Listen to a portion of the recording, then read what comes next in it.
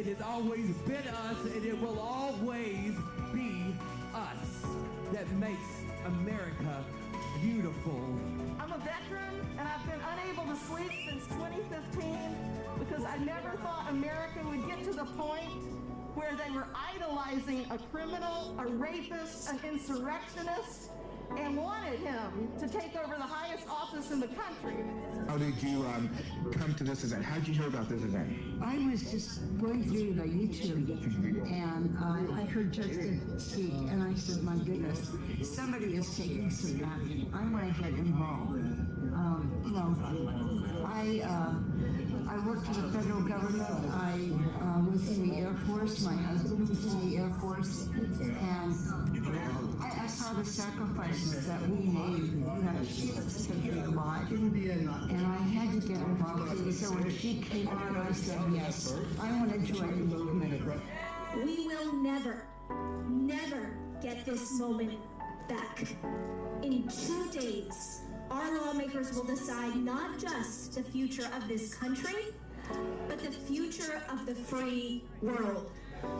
They have the tools, the legal mechanism, not only the ability, but the obligation to stop an illegal presidency from destroying centuries of sacrifices for freedom. The only question is, do they have the courage? If we pass this unthinkable threshold into fascism, generations will look back to this very moment to see if they did.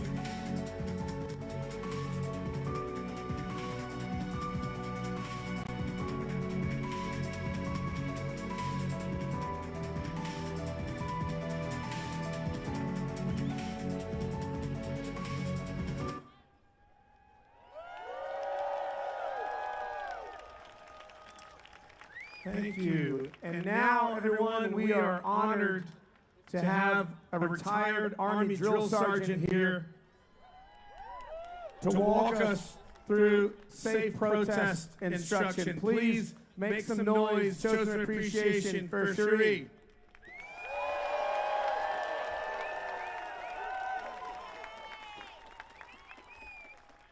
Please bear with my service dog. I am a disabled veteran and she is still in training. And yes, this is one of our VA benefits.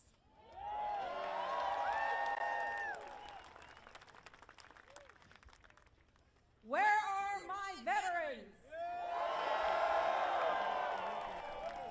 I promise this will not be death by PowerPoint, and I know that it goes against everything that we've been told to stand on the grass, but bear with it. This protest is not just today, it's all weekend long.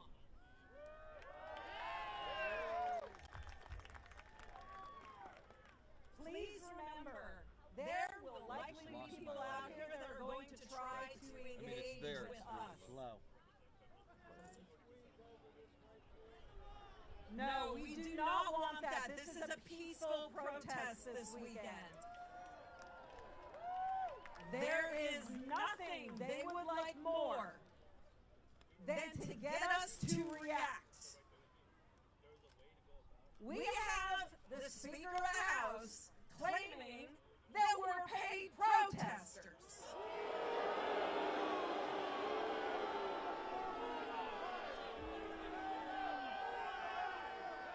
Do not give in. Do not play into their narrative. Civil disobedience has its place, but that is not right now and today. Do not block entryways. Do not block sidewalks. We're showing them how it's done.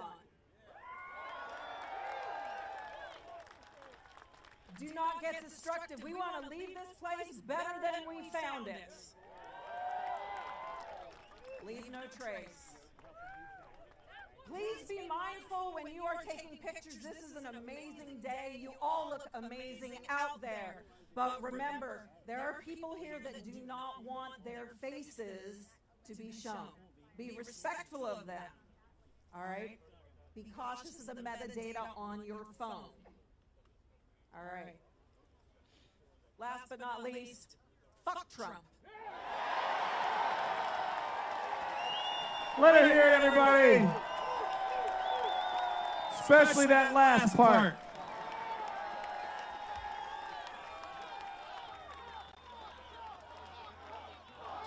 Last time. Yeah, that's all right. Let it out. Fine with me.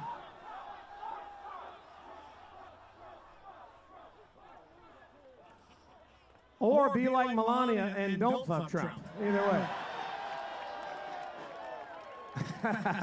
Sorry to make you sign language that. Last time I came to D.C., I wore a suit and tie. I just figured that's what people do in D.C., when in Rome, that kind of thing. I'll wear a suit and tie. I'll try to look respectable. I'll try and be taken seriously. And in that time, since I spoke last on January 3rd, I've thought a lot in the past couple weeks about what I might wear today. Should I get a different suit? I only have one. Maybe I'll just change the tie. And the other night I was laying in bed with my lady and she asked me, and it was one of the most embarrassing days I've ever experienced in United States history. The day she asked me, what do you think you might wear when you go to D.C.? And I decided not to wear a suit today. Today I decided to dress like somebody that I do admire. A man named Volodymyr Zelensky.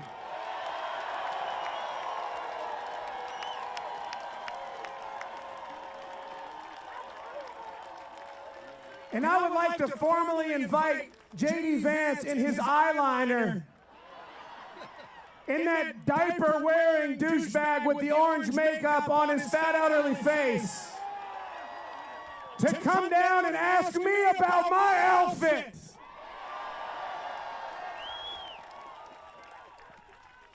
We made a promise to Ukraine in 1994.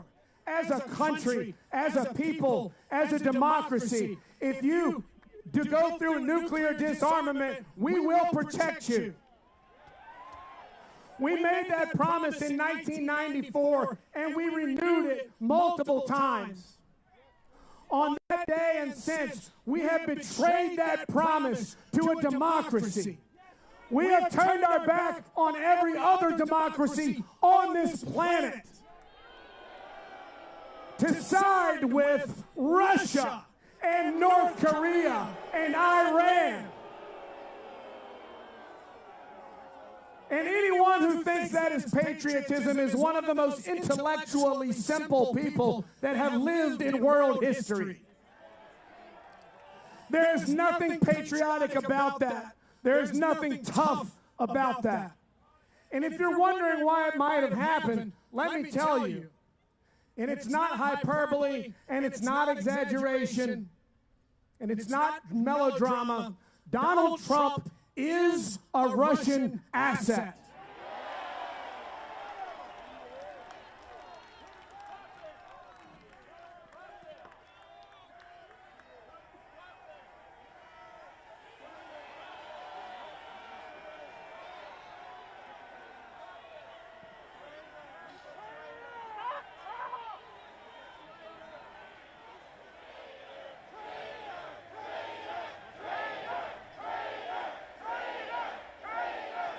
And that did not happen overnight.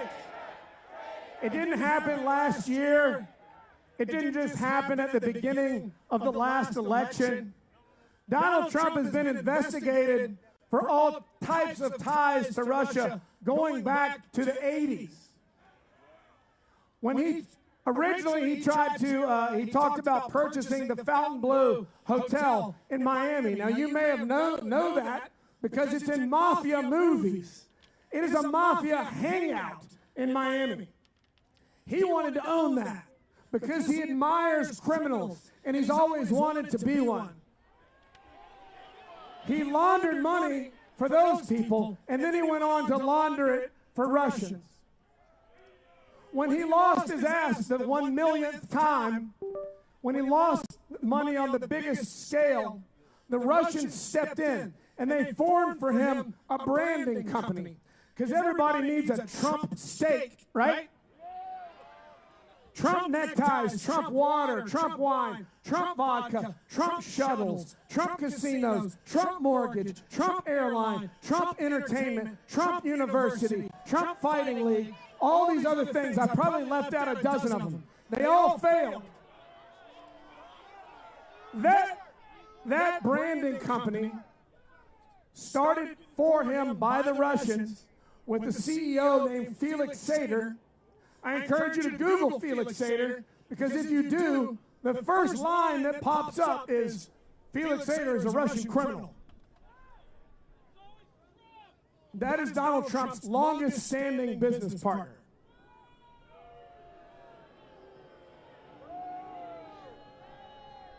I can't cover all the Russia connections because there are too many, but I have formed a website called DonaldLovesVladimir.com.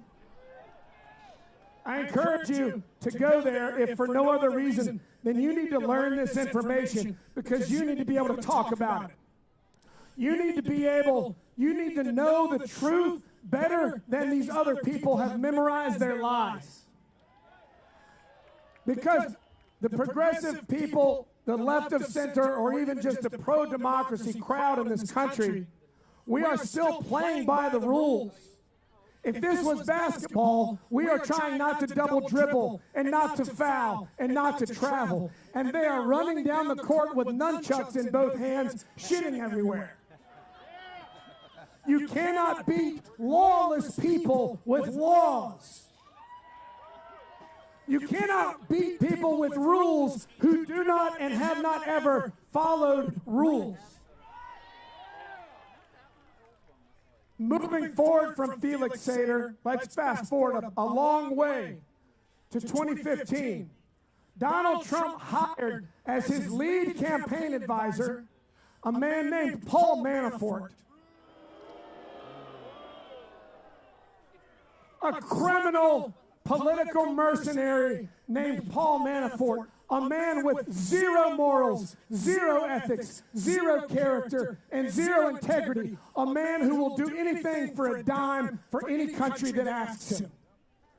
Paul Manafort's last job, right before working for Donald Trump, was to get a Russian asset elected in Ukraine.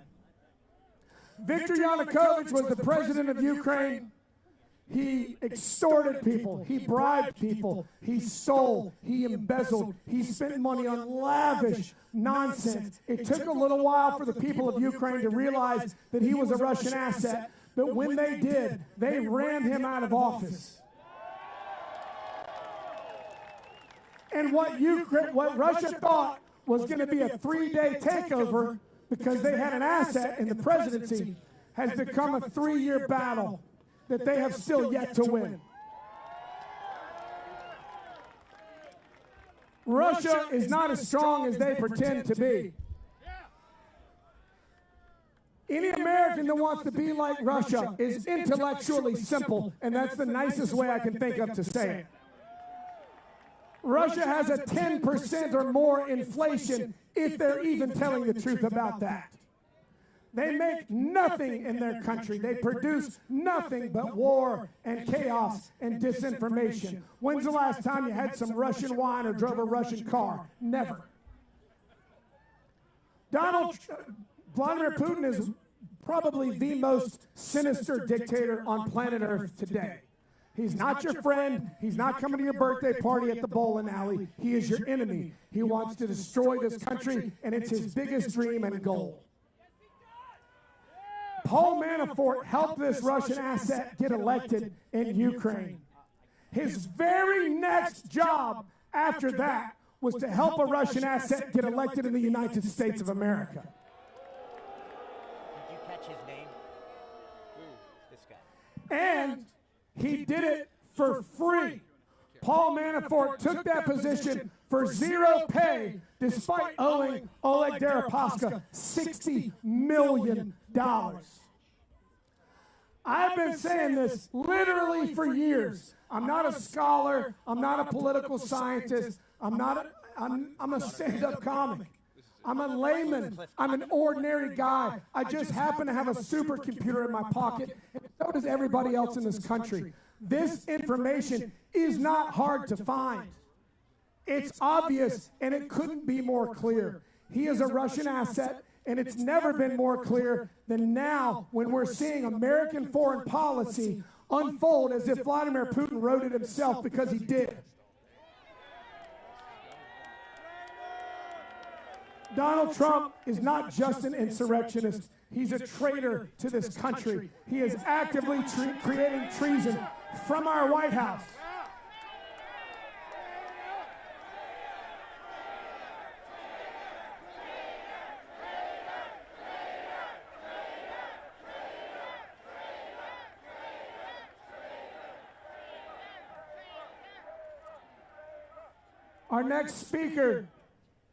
Our next speaker is coming to us from John Bonifaz. He's the president of Free Speech for People, a constitutional scholar, president of Free Speech of People, and he joins us by video if you'll check out these screens.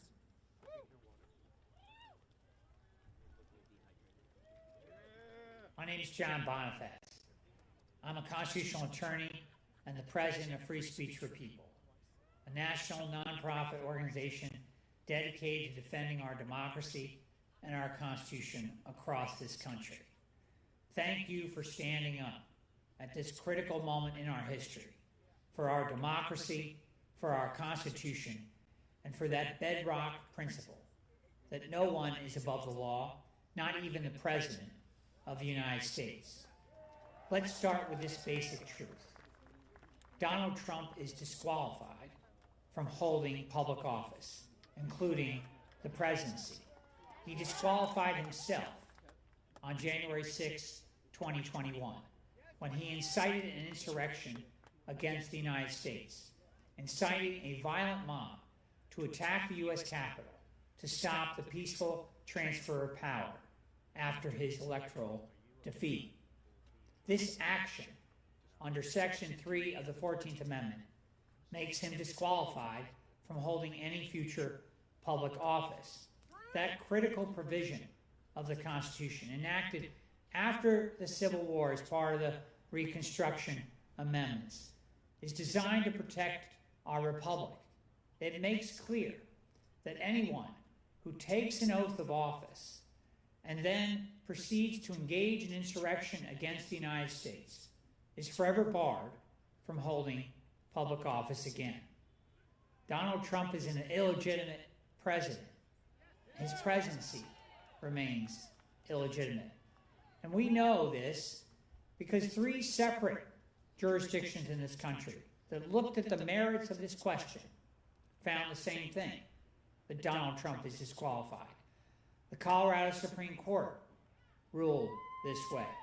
The Maine Secretary of State, in a petition brought before her, ruled this way. And in Illinois, in a case that we brought at Free Speech for People, a court ruled this way. All 3 of these jurisdictions found that January 6th was an insurrection, that Donald Trump engaged in insurrection, and that Donald Trump is disqualified from any future public office. In Trump v. Anderson, the U.S. Supreme Court case coming out of that Colorado Supreme Court decision, all the Supreme Court did was define that states do not have the right to enforce Section 3 of the 14th Amendment in federal elections. Now, we disagree with that ruling. They invented out of whole cloth an exception to Section 3 of the 14th Amendment that the framers of that amendment never intended. But leaving that aside, they never reached the merits of that question. And so those other decisions from Colorado, from Maine, and from Illinois all remained untouched after Trump v. Anderson. And there is still the very clear fact that Donald Trump is disqualified from holding public office. Let's go to the second truth. Since assuming the presidency, Donald Trump has engaged in multiple abuses of power in just the less than 2 months that he has served as president. He has abused his power and making him impeachable. And, you know, the framers created a clear check and balance with our system. There would be no kings in America. That was their intent with respect to this Constitution. Article 1 covers the U.S. Congress, co-equal branch of government. Article 2 covers the executive branch. And Article 3, another co-equal branch of government, covers the judiciary. 3 co-equal branches of government. No kings in America. But in addition, the framers placed into the Constitution an extra guardrail against any would-be tyrant or monarch. And that guardrail is the impeachment clause, Section 4 of Article 2. And that clearly is what we're dealing with here now. Impeachment is the remedy for a corrupt, lawless president. Let's go through some of these impeachable offenses, which we've documented at impeachtrumpagain.org. More than 250,000 people across the country, I'm sure many of you, have joined this campaign at Impeach Trump Again to demand impeachment proceedings against this lawless president. He starts out by abusing the pardon power, pardoning 1,500 of his fellow insurrectionists. Clearly an act of self-dealing. Many of these were violent criminals who attacked the Capitol, but it was also a way of protecting himself because he had incited that very insurrection. He then moves on and tries to end birthright citizenship under the 14th Amendment through an executive order. This is part of the Constitution. The only way you can remove something from the Constitution is by amending the Constitution. If he wants to present an amendment bill to the U.S. Congress, he needs to get 2/3 of the House, 2/3 of the Senate to pass that bill, and then he needs to get 3/4 of the states to ratify it. That's the only way he removes birthright citizenship from the Constitution, but he can't do it by executive order, and 2 federal courts have already found that to be unconstitutional. But that is also an abuse of power, and it is an impeachable offense. Then Donald Trump goes on and he seeks to freeze funds that have been appropriated by the U.S. Congress. Hundreds of millions of dollars of funds that are designed by U.S. Congress for various different programs domestically and across the world. This action, as Senator Angus King of Maine has said, is the biggest assault on the U.S. Congress in our nation's history. It is. It is the biggest assault. It is also an abuse of power, and it's an impeachable offense. And, you know, Congress is the entity that has the power to appropriate the money. It's not for the president to decide whether those monies get released. They have been appropriated duly by Congress, and that must be respected. And then we see court orders that have been issued since these actions have taken place in terms of freezing funds. And those court orders are being defied, which is yet again an abuse of power, an impeachable offense. Donald Trump goes after his adversaries for retribution, firing Justice Department attorneys who investigated his crimes, firing FBI officials who investigated his crimes. These acts of retribution are abuses of power, and it's an impeachable offense. Donald Trump declares emergency at the border with Mexico, an abuse of the emergency power, claiming there's somehow an invasion happening, which then he uses to send thousands of troops to the border, an abuse of power, an impeachable offense. Donald Trump has engaged in threatening to displace Palestinians from Gaza, wholesale ethnic cleansing, which would implicate all Americans in war crimes and crimes against humanity, an abuse of power, an impeachable offense. The list goes on, and we have documented all this at impeachtrumpagain.org. And this is why it's so critical that we invoke this remedy at this moment in our history. We know, we recognize that the votes may not be there today to start impeachment proceedings. But we need to raise this call all across the country. We need to raise it with our members of Congress. We need to raise it with our friends and our neighbors. We need to make clear that Donald Trump is he's already engaged in multiple abuses of power, and he must be impeached and removed from office. This is an existential moment for our nation and for our democracy. It requires all of us to stand up and be clear that we will defend our Constitution, we will defend our republic in peaceful means, but we will demand that our elected officials in Congress carry out the mandate of their oath to protect the Constitution at this critical time.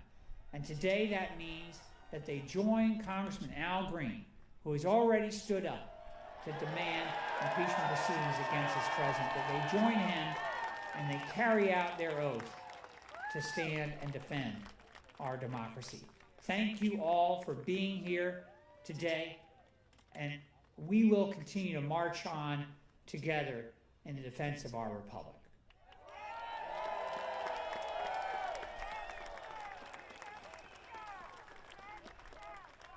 I'm very happy and very honored to introduce our next speaker. He is the founder of American Opposition, strategic communications expert, and proud immigrant from the Dominican Republic. Please give a very warm welcome to Carlos Alvarez Araños.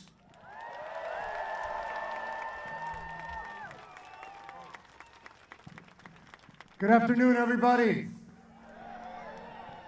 My name is Carlos Alvarez Araños, and I'm the founder of American Opposition. We built American Opposition because our elected leaders have failed us. Because the institutions that were supposed to protect democracy have crumbled in the face of corruption and cowardice. Because we refuse to sit by and watch as our country is dismantled from within. We are gathered here today not just to protest, but to demand action.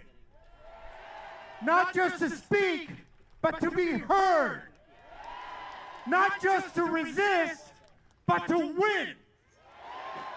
Because sometimes the enemies are foreign, but sometimes they're domestic. We are here because Donald Trump has already done what we swore we would never allow. He has turned this country into a fascist dictatorship in all but name. He has corrupted our courts. He has hijacked our government. He has destroyed our economy. And he is ruling not as a president, but as a king. For years, we have warned that this could happen. We have seen the signs, the attacks on our press, the destruction of our institutions, the purge of civil servants, the elevation of billionaires who serve their own interests over the interests of the people. And now we see what happens when those warnings go unheeded. We are watching our country be taken from us in real time. And let's be clear about what Donald Trump has done. He has weaponized the Department of Justice to attack his political opponents while pardoning criminals who serve his agenda. He has purged government agencies of experts and installed loyalists who will carry out his orders, no matter how illegal or dangerous. He has shut down investigations into his own corruption while launching baseless attacks against those who dare to expose him. He has betrayed our allies, weakened our global standing, and given our enemies everything they could have ever hoped for. And he has done all of this with the support of his enablers in Congress. Men and women who took an oath to the Constitution, but who now submit to a man who has spent his entire life serving only himself. Right now, at this very moment, there are Republicans in Congress who know what Donald Trump is. They know he's a danger to this nation. They know he is unfit to serve. They know he is a fraud, a criminal, and a coward. And yet, they stay silent. They stay silent because they fear his followers. They stay silent because they fear him. They stay silent because they've convinced themselves that someone else is going to fix this. But history doesn't bend towards justice on its own. It bends because people like us demand it. Because we make it so. So today, we send this message to every Republican in Congress who still believes in the rule of law. Stand the fuck up!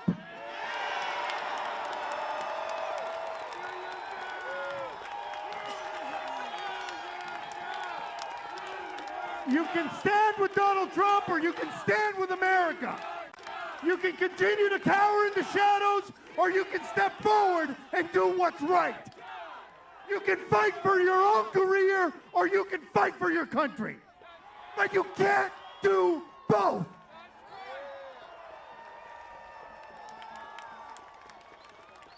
We are launching a nationwide campaign to pressure every Republican to join us in removing Donald Trump from office. We are naming names. We are targeting districts. We are organizing in ways that no opposition movement has ever organized before. We will protest. We will boycott.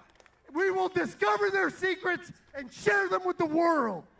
And if they refuse to act, we will make sure they pay personal penalties for as long as they live.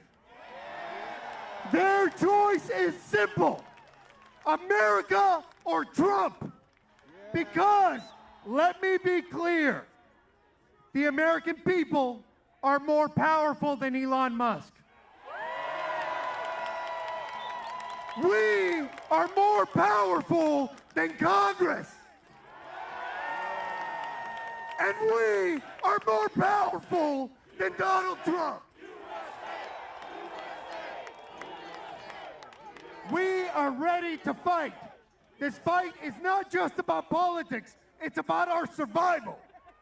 It's about the families struggling to put food on the table while Trump lines his pockets.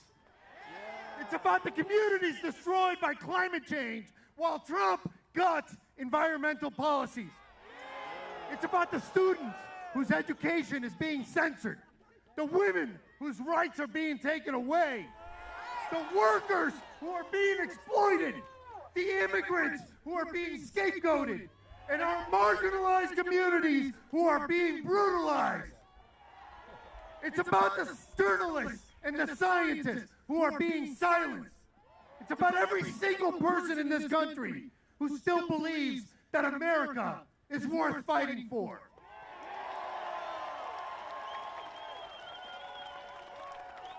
This is not a fight we can afford to lose. We are not going to wait for the next election. We are not going to wait for the courts to save us. We are taking action now. Starting today, we will be mobilizing in every state, in every district, in every community across this nation. We are building a movement that no politician and no media can ignore. We will make sure that every Republican in Congress knows that their silence is complicity, and that complicity is a death sentence to our democracy. And we will make sure that every Democrat faces a similar reckoning. Because allowing fascism to take hold is just as unacceptable as practicing it. My message to Chuck Schumer,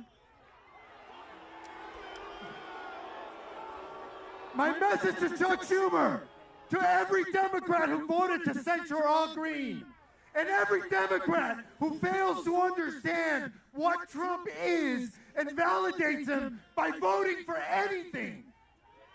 Wake the fuck up!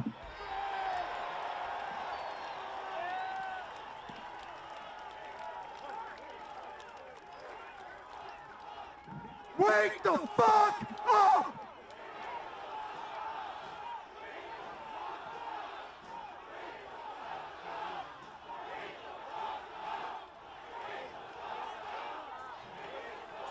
Who needs enemies when we have friends like these? Yesterday, Chuck Schumer told us that he's going to give Trump permission to destroy our government because Trump would do it anyway under a shutdown. That is the definition of anticipatory obedience. It's also the worst political betrayal in American history. The Democrats are capitulating without calling for a single protest or strike. They're losing without even trying. An entire branch of their power is being left unused. So hear us, Democrats. When your nation needs you to stand strong, you're submitting. Your cowardice will forever be your legacy. Shame on you!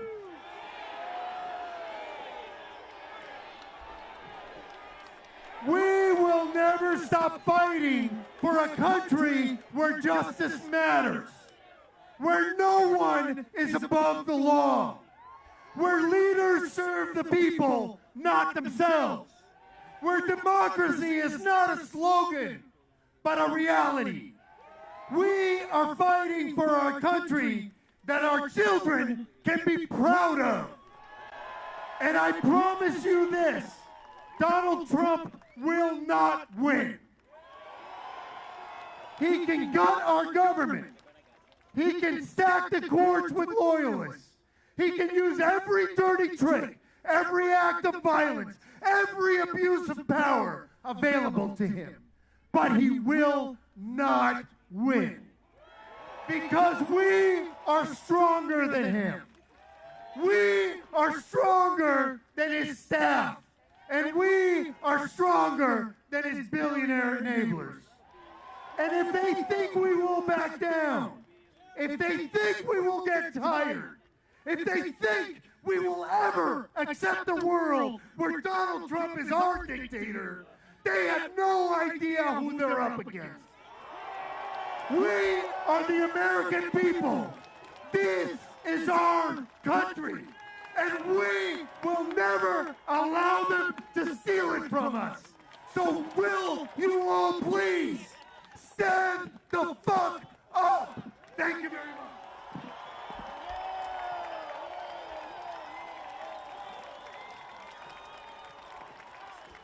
Let him hear it. Let him hear it.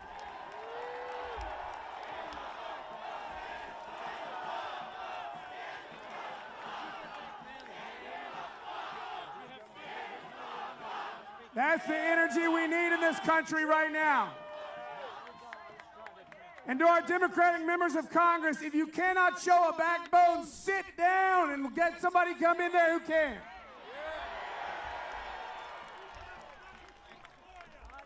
I am honored and excited to introduce our next guest. I'm actually personally a fan of this fella. He was a Capitol police officer during January 6th. He's politically involved all over the country, traveling around speaking and supporting people that need support. And he is the co-host of an awesome podcast that I listen to every week called Clean Up on Aisle 45. Please give it up for my new friend, the amazing Harry Dunn.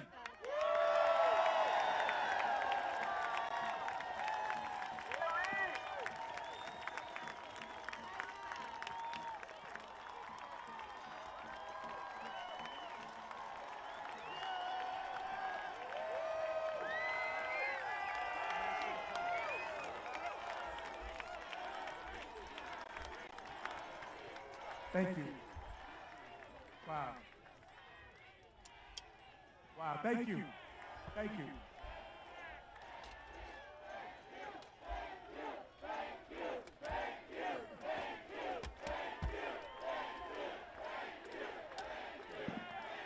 Thank you, y'all. Appreciate it. Really, really. Thank you so much. What a speech that I just heard. My goodness. How the hell do I follow that? Can I just talk to y'all for a moment? I'm gonna be very honest with you all. When I drove into DC, I drove here. Crazy, right? Who's driving? When I drove in, I saw a lot of you all walking here to the rally points. Signs, flags, cargo pants, military gear, proud wearing it. I had a fucking PTSD attack on the way in. You're laughing. I'm dead fucking serious. The last time I saw everybody like this, they were beating the shit out of me and my coworkers at the Capitol.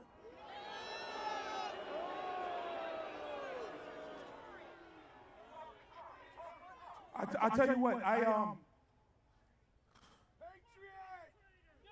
traitors.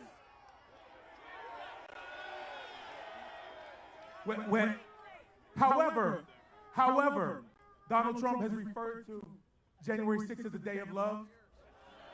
Hold on. This right here is love. I feel this. I love you all. And you all give me a little bit of whatever the hell I got inside of me that makes me want to keep going and not stop. So this is what a day of love looks like. Not what happened on January 6th. I'm not a veteran. I served my country in that building for the last 16 years. So I said to myself, this is a veterans event. I'm not going to speak. I just want to be here in solidarity. I just want to support you all. The veterans are the backbone of this country. You all are. And look what Donald Trump is doing to you all, to us. You all make this possible. And listen, I've been called hero. I've got numerous awards. Y'all chanted Harry. Listen, I appreciate all of that shit. I would trade in every award, every service medal I got for y'all to not know who the fuck I am. But you do know who I am. And what we need right now is a lot of people, a lot of somebodies to do something to save our country. I'm encouraged when I see this. This is encouraging. Our institutions have failed us. Congress, they impeached Donald Trump. The Senate failed to convict him. That institution failed. Okay. Yeah, great. Thank you, McConnell. Fucking. Okay. The courts are going to hold him accountable. They ruled that he's immune now. Well, fuck, the courts failed us. Damn. Is there anybody else that can save us? Yeah. Hold on. November 5th, we had an opportunity. And you know what? We fucked it up. People sat at home. People got complacent. Maybe. People got complacent. You know what? America failed me. If I could be honest, America failed me. We had the opportunity. This ain't about tariffs. This ain't about policy and gender. This is about what's fucking right and what's fucking wrong. I can debate. I can have conversations with people who believe tariffs are a good thing.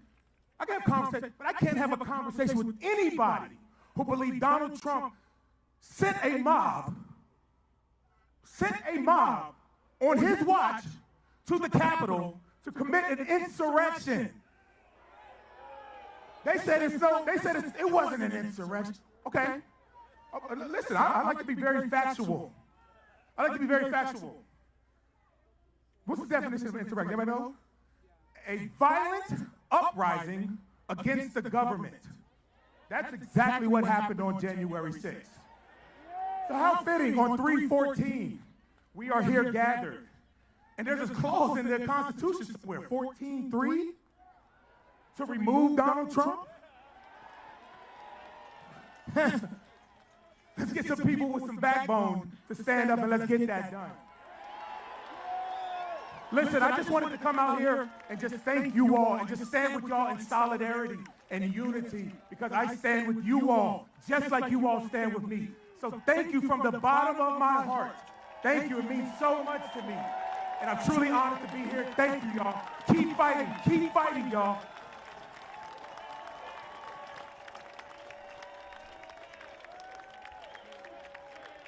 Keep it going for Harry Don, everybody. Let him hear it. Let him know you appreciate it.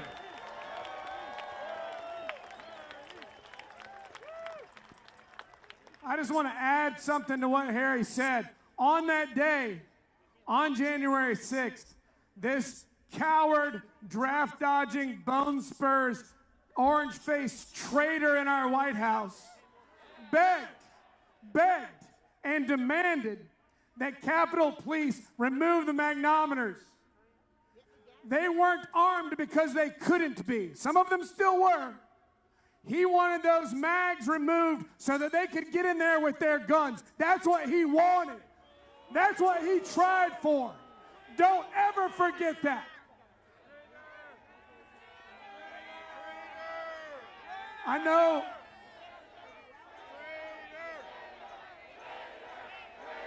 Donald Trump is a traitor that needs to be removed from office now.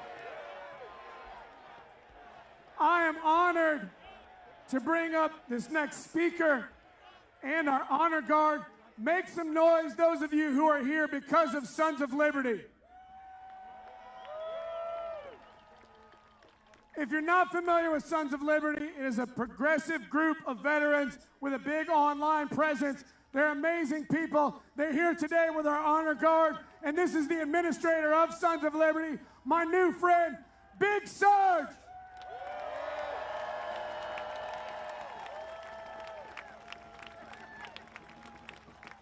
What's up, fam of Liberty and everybody else? Some of you know me, some of you don't.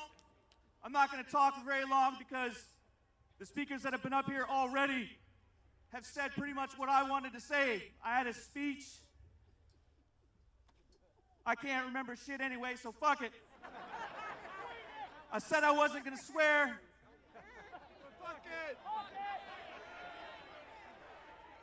So I'm going to try to keep the profanity to a minimum. I'm here because I'm a veteran. I'm here because I love my country. I'm here because I love all of you, even though I don't know you. And you don't know me. Maybe you do. Maybe you saw me on a video talking about Velveeta Voldemort and his buddy Vladimir Futon, the couch fucker. Maybe you heard me call Elon Musk Elon Muscolini. How many of you in this crowd are veterans? How many of you in this crowd go to the VA? How many of you in this crowd have PTSD? I want to apologize to Officer Dunn for giving him PTSD because we all look like the people from the January 6th insurrection. I started Sons of Liberty deliberately using the name and the colors, the chopped up join or die snake, specifically because a bunch of guys that I served with in 2015 decided liberals aren't patriots. They said liberals hate their countries. I heard that from civilians too. If I'm not a patriot, why the fuck did I serve and you didn't? Now they're tearing down the VA. They want to privatize it so these billionaires can make money off of you. We don't want to privatize the VA. We don't want you to destroy the VA. Stop firing people from the VA. Honor the social contract that exists with the nation's warriors.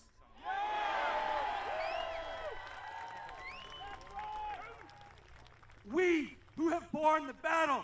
That's the motto, the mission statement of the VA. It came from Abraham Lincoln. Yeah, that's right. Guy was a Republican. A real Republican. Republicans like to claim Abraham Lincoln as one of their own. They don't act like it.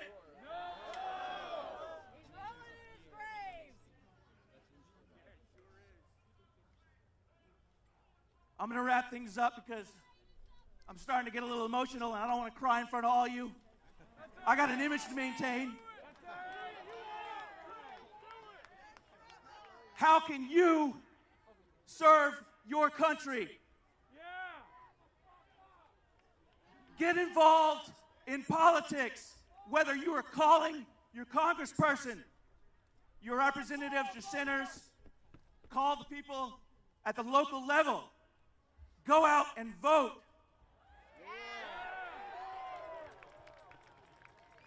If they're not representing you, primary them.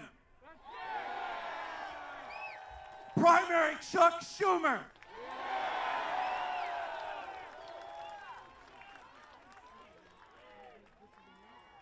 These people do not give a fuck about you. If they did, we wouldn't be in this mess.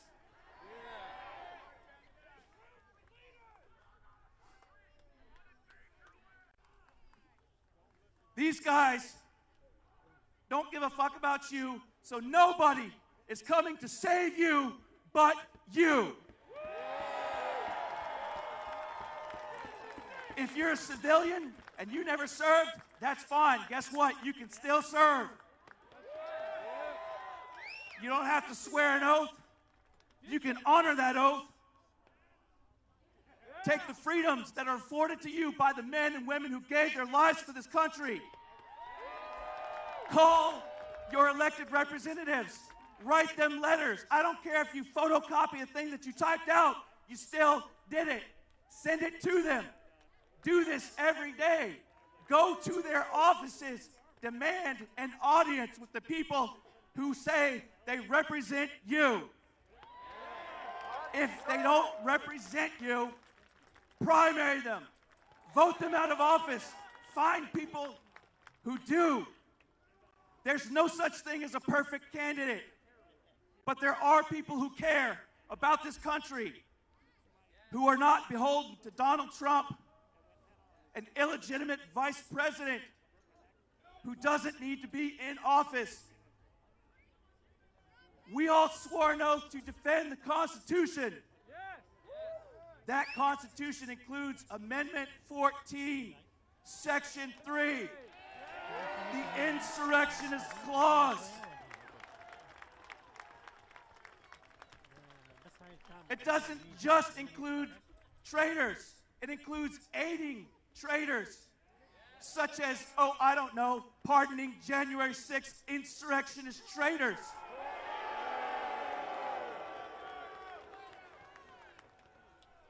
So fuck Vice President Donald Trump. Yes, I said Vice President, because we all know who the shadow president wants to be.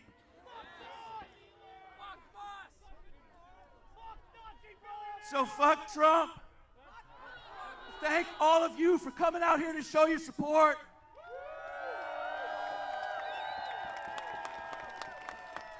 Maybe I forgot not to swear. Sorry. That's my time for today. If you follow my channel, 2 claps and a wreck. Woo! Let him hear it, everybody.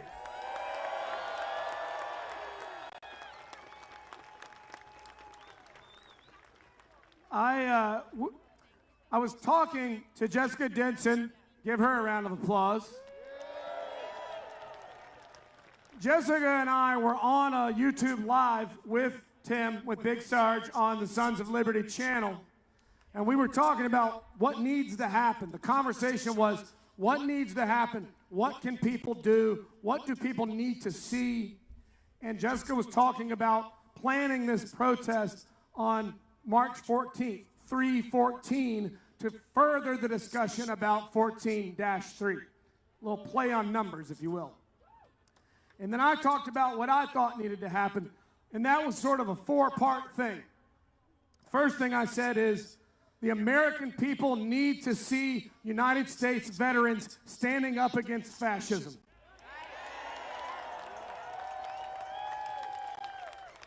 The American people need to know that tough, brave veterans do not support fascism. People on the left need to see it so that they know that they're not alone. They need to be energized and invigorated. People on the right need to see it so they can be awakened and sobered, that they do not have a monopoly on service or veterans or patriotism. And these fascists in power needed to see it so that they know whatever it is that you think you're about to do to us is going to be a lot fucking harder than you think it is.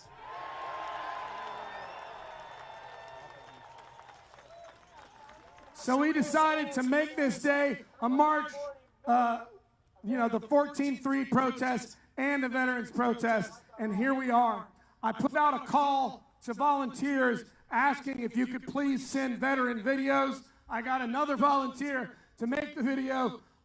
Everything I've done is with volunteers. The DonaldLovesVladimir.com website, volunteer. A lot of the info for that website, compiled by volunteers. These mobile billboard trucks rolling around with that website on them, money from volunteers. I'm not doing it by myself. I'm doing it with you.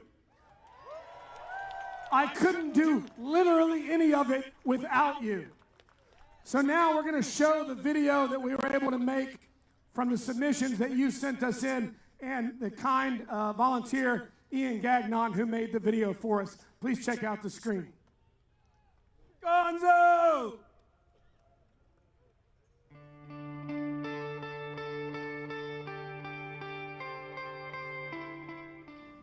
My name is Gwen Furman. I am not a veteran myself. Instead, I am here to speak to you today on behalf of a veteran who is no longer with us. His name was Sergeant Denville Dale Adams, but to me, he was just known as Grandpa Dale. He served in World War II with the 82nd Field Artillery 1st Cavalry Division from 1938 until 1944, but it is what he did when he came home that matters most today. He was National Adjutant of the Disabled American Veterans, also known as the DAV, from 1962 until 1988. And during his time as leader of that organization, he fought tirelessly for the rights of veterans, regardless of their gender or skin color, and regardless of what theater they served in. Thanks to his leadership, PTSD and Agent Orange victims are able to receive treatment at the VA today. And thanks to his leadership, the VA exists as a cabinet-level agency. He has many accomplishments, but they're too numerous to list here. But what I am here to do is tell you that the Trump regime is tearing down everything that he built. Veterans are being fired from their federal jobs, their health care is being taken away, and their health care providers are being fired en masse. This is an outrageous overstep of executive power, and it is just one of the many reasons why we are tumbling ass over tea kettle into fascism. I am here to give you my solemn vow as a disabled civilian activist that I will refuse to allow Grandpa Dale's legacy to be destroyed. I will continue to fight for the freedom, dignity, healthcare, and rights of everyone in America, veteran or civilian, regardless of skin color, religion, gender, orientation, disability, or creed. And I ask you to join me. Don't let what my grandfather did go to waste. My name is Jay Ryan. I'm a veteran from the United States Army. I served in 1985, 1988 for Polk, and I also served in support of Desert Storm. I served in the country, Iraq, and Saudi Arabia, 1991. I also am a DoD civilian, 20 years of service. I'm retired now. But I said an oath to defend the Constitution of the United States, and I intend to fulfill that oath. I'm deeply disappointed as to where we are today. Our country's always stood for freedom, always stood for justice, has always stood for equal opportunity. This is not where we're heading. Hello, Sons of Liberty. My name is Anthony, and I served 2 years stateside in the U.S. Army from 2010 to 2012 at Joint Base Lewis McChord. I hate Donald Trump because of everything that he stands for and the fact that he is ruining this once great country that I know and love. Thank you. Rob Bresson, Corporal, United States Marine Corps. I'm against this administration because their policies go against my fundamental beliefs as a veteran and an American. I'm for inclusion, not exclusion. I'm for love, not hate. I believe our strength comes from our diversity and our ability to learn from each other. I believe in actually protecting our children. I'm a gun owner that believes in responsible gun control laws. I believe in collaboration over authoritarianism. Most of all, I believe in unity, not division. I am Brian Sargis, retired Coast Guard Marine Science Technician, and I also served in the Navy in Europe, Central America, our territories in California and Alaska. I opposed treason for obvious reasons. It destroys our country, as well as fascism. I am retired Master Sergeant Chad Rogers. I served in the United States Air Force from 1992 to 2013. I swore an oath to support and defend the Constitution against all enemies, foreign and domestic. I will not sit idly by while this administration cozies up to a dictator and treats Russia like an ally under the guise of peace treaty. I will not sit idly by while this administration erases the history of my brothers and sisters in arms under the guise of DEI removal. I will not sit idly by while this administration guts the VA and keeps needed care and treatment for myself and fellow veterans under the guise of government efficiency. I will not sit idly by, and neither should you. Hello, my name is Jeff Raybuck. I served in the U.S. Army for 20 years, retired. I also was a public school teacher for 18 years, served as an air defense artilleryman, and the reason that I am upset is because I don't like fascism. I don't like what Trump is doing to our country, and I don't believe we deserve a king. Trump also has zero qualities that I admire. My name is Charles Allen from South Carolina. I'm a retired U.S. Air Force veteran. I was a Russian linguist in the U.S. Air Force and then a government contractor after I retired in 2018. I am currently overseas with an effort to help Ukraine. That has now stopped because of what is going on in our government. Russia has infiltrated our government. There is no lie, it's blatant and it's right in front of our face. It's following what Putin did in Russia, and now it's happening in the U.S., which I never thought I'd see. I wish you the best. I will donate everything I can to help your effort. Thank you for being a patriot and taking this on. God bless. United States Air Force veteran here. I served in Saudi Arabia and Anchorage, Alaska. The reason I am anti-Trump and anti-fascist is because most of my peacetime service was spent monitoring Russian aggression. I spent countless hours in toxic megahertz frequencies in the FLR9 that eventually gave me cancer, which I beat. But here we are with a president who is now up Putin's ass. And what was my service even for? My name is Richard Van Horn, Staff Sergeant, United States Army. I served from 2003 to 2012. During that time, I did 3 tours to Iraq. I did not go over there to fight a dictator, to come home and have my rights stripped away by one. I'm absolutely against everything Trump stands for. I served in the Army from 2008 to 2012 and was deployed to Afghanistan. I'm tired of these GOP traitors, cowards, liars, and thieves pretending they care about veterans even as they cut all of our programs. And I did not put on a uniform to have some Russia-friendly politicians dismantle our country. I'm former Army Staff Sergeant Tim Greenwood. I'm going to march in D.C. on the 14th for this guy, PFC Marvin Cohen. He was in the Army. He marched across Africa, Italy, and Germany and helped to liberate camps. He fought fascism so that we wouldn't have to. I'm going to step up, and I hope you step up too. I'm just a high school dropout who ran off in 1965 to join the Army. Was a medic in Germany, eventually awarded a direct commission in the Air Force. That Russian asset in the White House is wrecking the government and carrying out his pledge to destroy the Constitution. Ain't gonna happen. Our nation's on the verge of rebellion right now. Will it be bloodless? We'll see. I'm Rick White Cotton. I served in the Navy. I entered in 1978 and I exited in 1988. And I was on a submarine. This is a picture of me and my mates on a submarine in my division, the Reactor Control Division. There we go. Got it. Thank you. Yeah. And I tell you, I'm really opposed to all of these things that are going on right now. It's number one, it's chaotic. That doesn't make any sense. These things are already allocated by law, by Congress. I'm completely opposed to just somebody that's a civilian just saying, no, we're just not gonna go do that. Second is, veterans are being hurt far more with these reductions in force and these firings, these indiscriminate firings that are going on across the whole government right now. And the Veterans Affairs Department and the disabled veterans, they're being hurt worst of all. So their own department's hurt, and the people that work there, many of them are veterans, they're being hurt, and it's going to demolish us. Specialist Seychow, U.S. Army Reserves. I'm here standing against fascism, Nazis, domestic terrorists, and the 1%. I stand for justice and upholding the Constitution.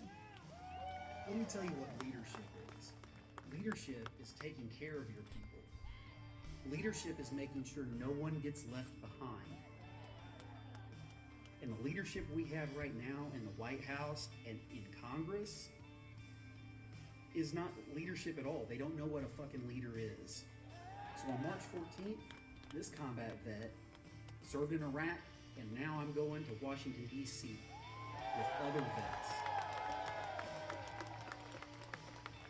Second class petty officer, U.S. Navy, United States Navy. Donald Trump, this is a message for you. Quit kissing Putin's ass.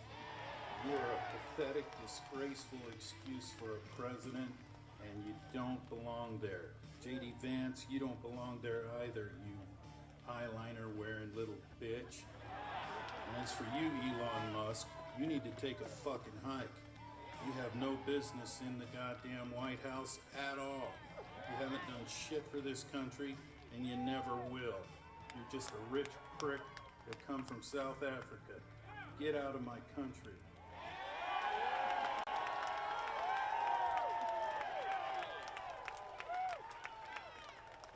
And I want to say, I know we've said it a lot, I just want to say again, thank you to all the veterans that are here. So, my idea of having that video made, getting people to help make that video, and getting you guys to send in your submission to make it, I don't want it to be the only one. I want to make 100 more of those with 10 veterans on each one. So if you'll keep in touch with me through social media, I'm Cliff Cash Comedy on all social media. I'm going to be putting out calls to actions for you to be able to submit 1 minute or less videos, and we'll keep compiling 10 veterans at a time into videos like that. And we will bombard social media with those videos on every platform until it sinks into the heads of simple people that worshiping a con man and simping for Russia doesn't make you a patriot, and it doesn't make you tough.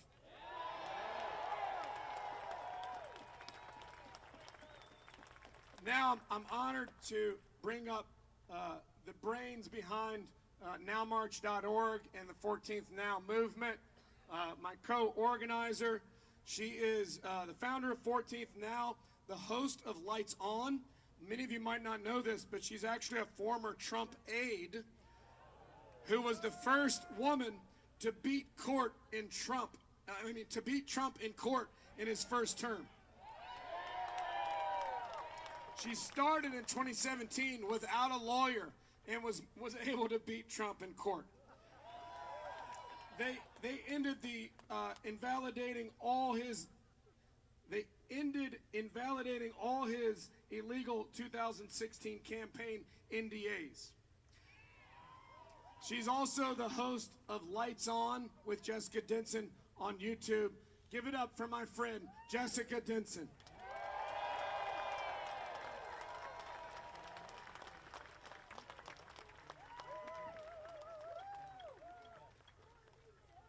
How great is Cliff Cash, huh? So you might have heard of a piece recently in The Atlantic by historian Timothy Ryback. It's called How Hitler Dismantled a Democracy in 53 Days. It's day 53 of the illegal Trump presidency. But don't fret, because we, the people, are going to dismantle the Trump administration.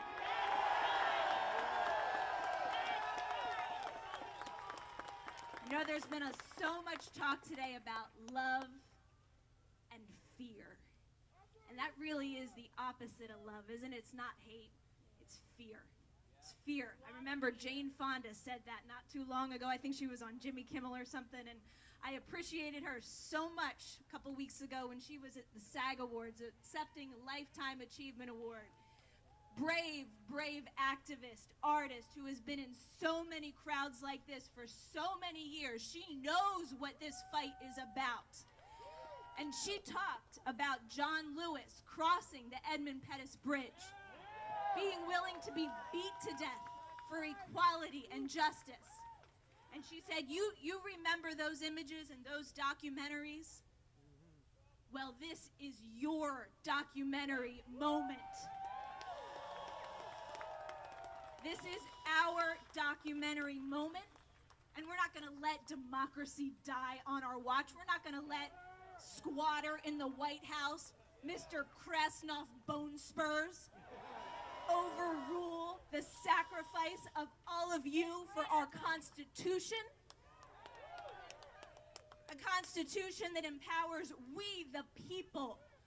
Those fearful cowards in that building behind us don't hold the power. We do.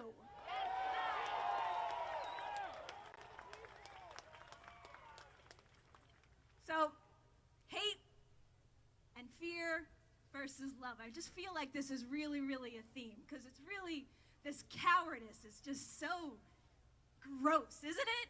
Isn't it gross? Isn't it an insult to all of our sacrifices, our love for this country? You know, when I was 5 years old, I think I had an assignment during Black History Month to give a speech where I was Marian Anderson. Beautiful, beautiful singer who overcame the racism of the daughters of the American Revolution, right? Somebody's gonna check me on this. And ended up singing at the other end of this mall. Beautiful, beautiful. She wasn't outspoken about the justice struggle, but just being there and overcoming that inequality, that racism, was such a powerful statement. And I had this opportunity as a 5-year-old to be Marian Anderson on stage. I was really, really sick that day. But I wanted to do it anyway. I'm like, I'm doing it anyway. There's no way I'm not gonna go be Marian Anderson. And I came away from that as a 5-year-old. I don't know what it was, but I came away from that knowing that I had to do something to change this world. And I've known it since then. I've known it since then. And I also came away from it knowing that I could never do it from the fucking inside, excuse my language. I wanted to do it from the outside. And we have the power on the outside. That Constitution empowers us. One thing Marian Anderson said, my theme here of childhood and children. She said, hate and fear are two things which babies are not born with. And you know, a lot of people in that building behind us, most of them, Republicans and Democrats, took an oath with their hand on a Bible. Bible that says so many things that those people violate every single day. One of them says, become as a little child. Come as a little child. Excuse me, sir. I was thinking about that, and I was thinking, you know what?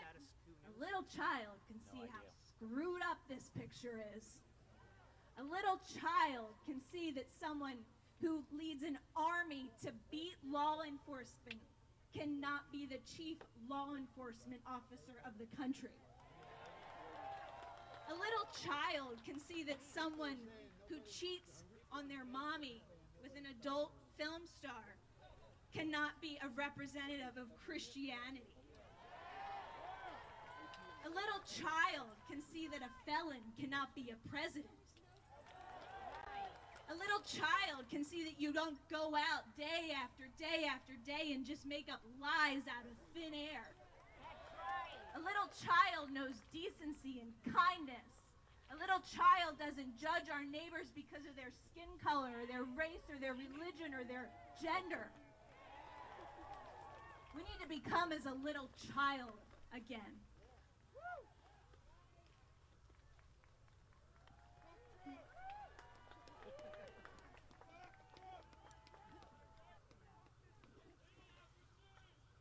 So I have a lot of criticism for everybody in that house behind us right now. Every single one, because as we told you earlier, every single one of them abandoned this whole country on January 6th when they had a legal mechanism to stop this insanity. They had the tool. In the name of a peaceful transfer of power, they allowed the man who violated the peaceful transfer of power to enter the White House. What the hell? What the hell? You know what? I've said this kind of a little bit low-key on my show before. I'm going to say it really boldly now. I know the private correspondence that were sent from members of this body, ones that you think are the most ardent defenders of the Constitution, for not rejecting Trump's certification based on Section 3. And you know what those defenses were? They weren't that there wasn't a legal right to do it or a constitutional obligation, but their defense was that they were getting death threats. Death threats. With all the security that these people have, they put themselves into public service. They have to be willing to stand up for the Constitution. Capitulating to violence, that's just giving it up from the beginning. And we're all so peaceful here, so beautifully laying down the line and saying, this is what legally needs to be done. You need to adhere to this Constitution or get this man out of here now. But if that doesn't happen, and we're not promoting it for 1 second, but if that doesn't happen, there will be violence. And these people had the opportunity to stop it. And they didn't. They are. They're cowards, every single one of them. But I was talking about the Bible. I believe in redemption. I really do. I really do. You've heard today about some ways that they can still use Section 3. It is not dead letter. Going to hear a little bit more about it in a few minutes. They could impeach him. They could be calling for impeachment every single day of the week. This is what authoritarians do. They try to throw so much shit at the fan that you just can't keep track of it. And it's just every day, oh my God, another thing. And you just, oh, we can't possibly do anything. Every single day, he commits multiple impeachable offenses. That is all that the Democrats should be talking about, is getting him out of office.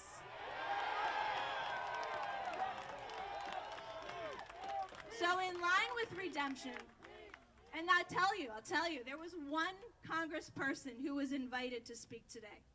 Can you guess who it was? One. Al Green. Representative Al Green is the only one who is doing what is necessary in this moment. Every single member of the Democratic caucus should be standing with Al Green and his articles of impeachment.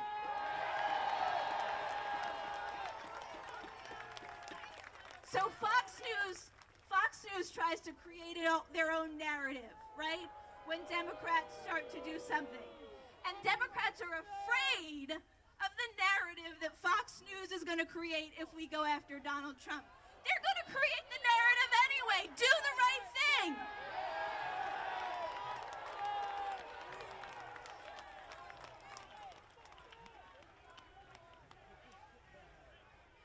So these representatives, like Chuck Schumer today. What the hell, Chuck Schumer?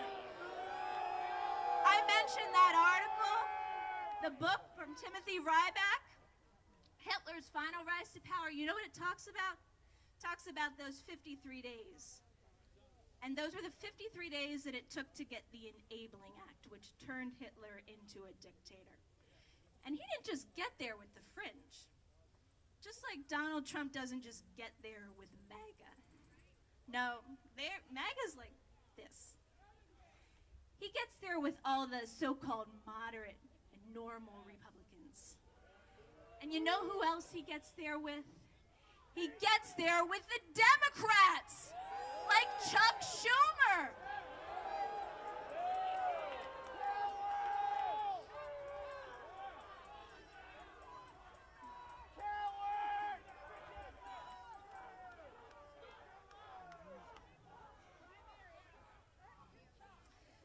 So, two things from the Bible come to me all the time about these people, every single one of them, especially the Bible-thumping Republicans. Came to me so many times when I woke up from the delusion that I believed back in 2016, saw these people were total phonies, the Pharisees, the hypocrites, people that fly a flag but don't represent one iota of what that flag represents. And those two things from the Bible are, "O faithless and perverse generation, how long shall I be with you and suffer you? Faithless and perverse generation, how long shall I be with you and suffer you, you zombie apocalypse fearful cowards." The other one, kind of in the theme of lights on. If that light that is in thee is darkness, how great is that darkness? We're gonna light up so freaking bright that they don't know what to do with all the light that we shine in this country. We are going to demand, starting right now and never letting it go until it happens, that every constitutional means be used immediately to remove Donald Trump, J.D. Vance, and Elon, whoever the hell, Musk from power!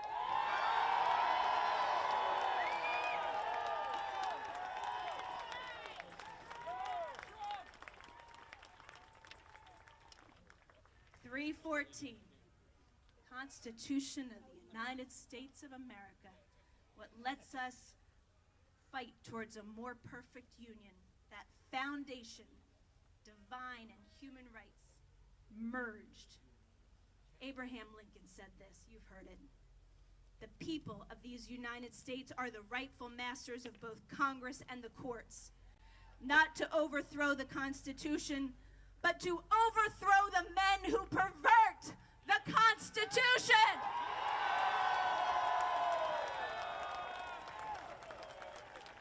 God bless you all. Thank you all so much for your service. What an enormous honor it has been for me to have been part of organizing this day. Thank you so much for being here.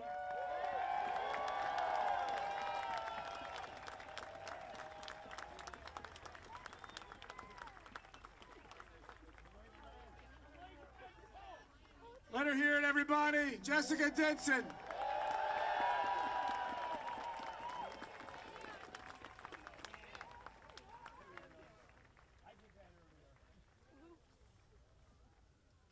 I'm honored to bring up our next guest. This guy is a former VA policy advisor. He's a former former policy advisor for the U.S. Secretary of Veterans Affairs. He's also a Rolling Stone contributor, and he's also a Navy veteran. Give it up for Michael Embrick.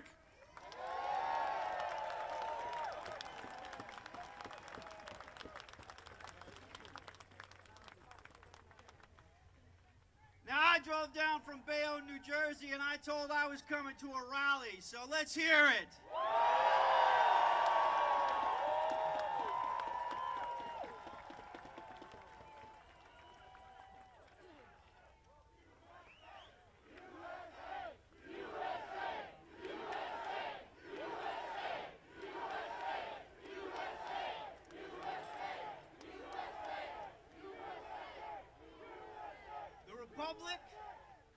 Our republic, has not been in this much peril internally since the War of 1861. The Citizens United ruling has jeopardized our democracy. Now we have our very own oligarchs who answer to no one.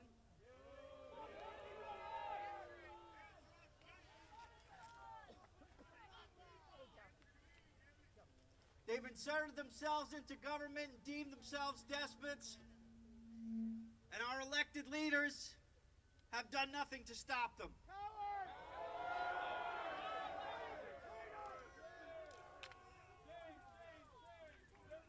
But they are not going to win.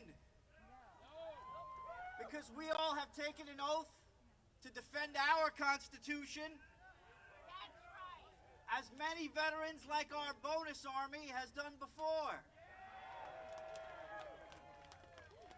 And they have asked for another bonus army, my friends. And now they have it. It's you.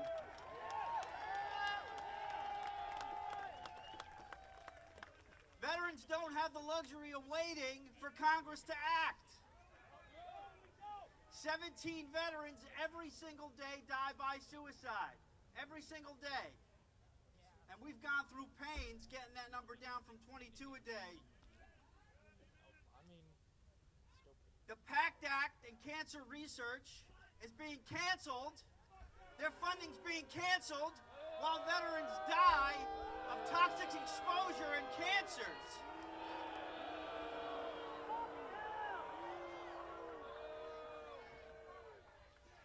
8 million veterans are on Social Security, and they want to gut that too.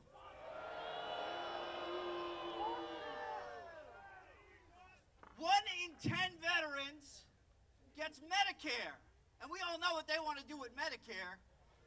They want to take it, recycle it in some way, and give Elon Musk more government contracts. The VA announced last week they want to fire over 80,000 employees. Which would essentially gut America's only public health care system, and frankly, the only health care system in America that actually works for our veterans. The job cuts are going to destroy the lives of veterans, their livelihoods, they're going to lose their houses, they're going to lose their cars, their families, just so Elon Musk can become the first trillionaire in the world.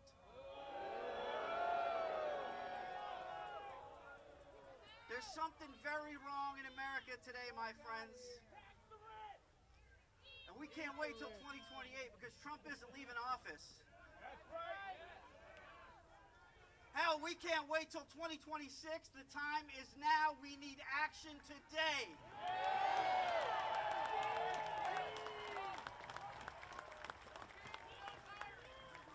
Every veteran here thought our service was over after the wars of 9/11. We settled down, we found our forever person. We started a family. We got good government jobs. We rode off into the sunset. And they are taking that from us. Billionaires, think about that. Men who have done nothing, have earned nothing, have sacrificed nothing. They are taking it from us. I gotta tell you, they're really fucking with my pursuit of happiness. But I won't take it, and I know you won't. Let's tell them with one voice, on this day, in this moment, that we will not wait. We will not falter, and we will not abandon our oaths to our Constitution. Thank you.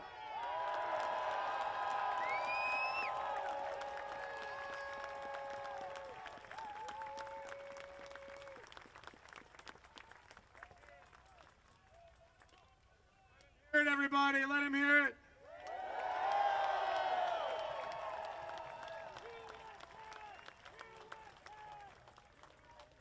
I'd like to ask something of you.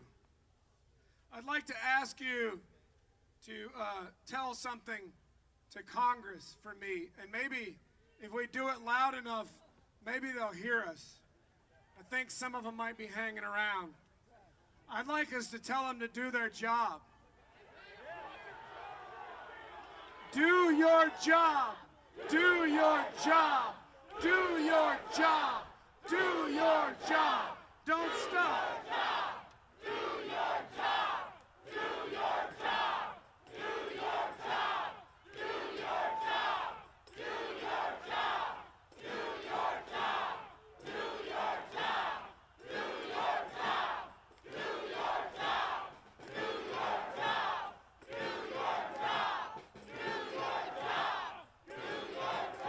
Do your job. And I'd like to ask each of you something as well. Run for office. Yeah, you. Yeah, I know. It's scary. Don't point at me either. I got too many skeletons in the closet. I don't have the decorum it takes to not insult Marjorie Taylor Greene to her face every day. But let me tell you something. Let me tell you something. If you think that they are some other echelon of people, they're not. Lauren Boebert is not smarter than you. She's not more qualified than you. Mitch McConnell, sure, not more courageous than you. Right? Everybody talks about Mitch McConnell's neck, but yours would look like that too if you didn't have a spine. I want to encourage you to do all you can, including running for office. And speaking of doing all you can, I am so honored to bring up our next speaker, a person who has literally dedicated her life to peace and dedicated her life to advocating for veterans and dedicated her life to the organization Veterans for Peace. She is a proud former Navy nurse and was court-martialed during the Vietnam War for her anti-war protest. Please give a very warm welcome to the incredible Susan Schnall.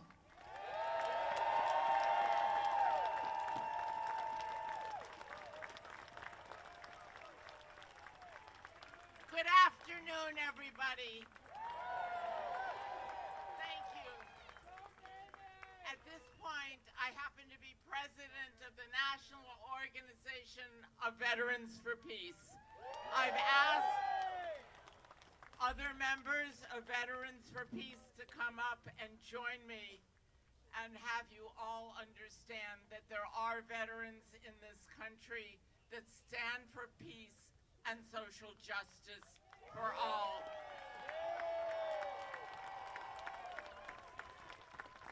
We are an organization of former soldiers and veterans of the U.S. wars in Korea, Vietnam, Iraq, Afghanistan, and various other military interventions who oppose militarism and war. We use our experience and lift our collective voice to build a culture of peace. We inform the public of the true causes and enormous costs of war and highlight our obligation to heal the wounds of war. It is an honor for me to be part of an extraordinary and special group of people, those GIs and veterans who returned from war and armed conflict to work for peace and social justice in this country.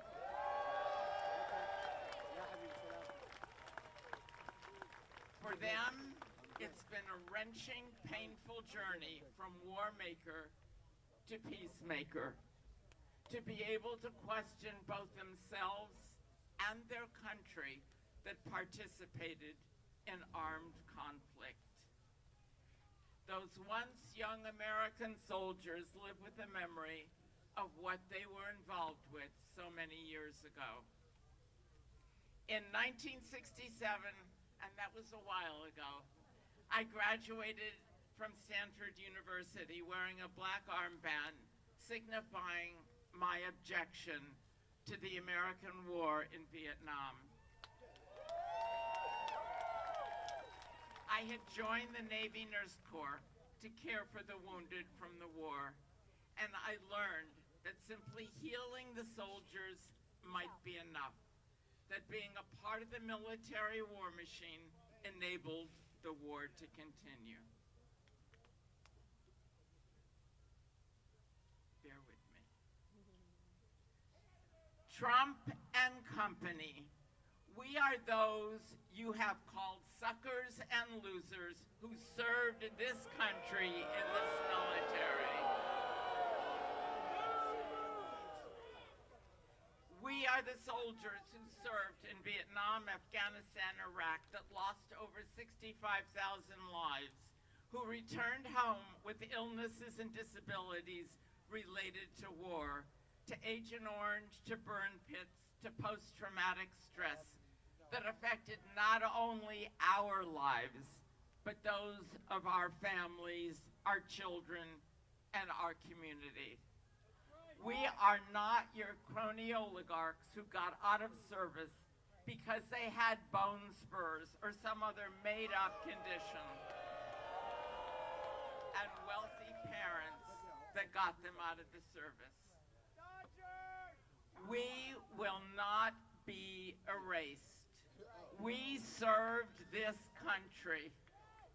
Veterans make up 1/3 of the employees in the United States Department of Veteran Affairs and is facing a cut of 17% of its workforce.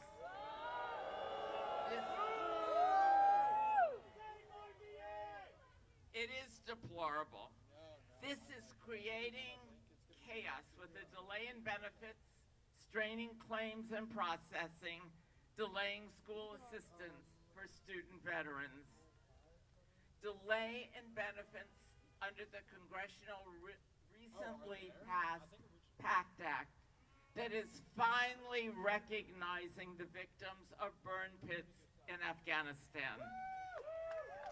It was a promise to address the Comprehensive Toxins Act, and we are now experiencing a delay. The United States Department of Veteran Affairs is the second largest agency after the Defense Department. And I would say that any time a country decides to send its people to war, it has the obligation to prepare for those who return from war.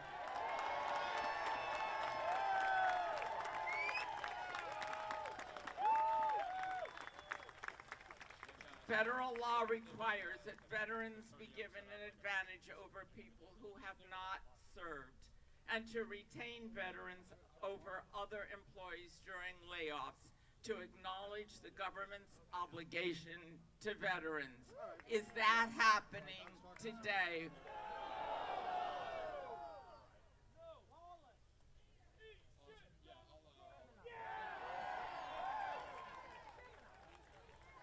We served, and now you want to take away our needed services to feed your friends, to give them the most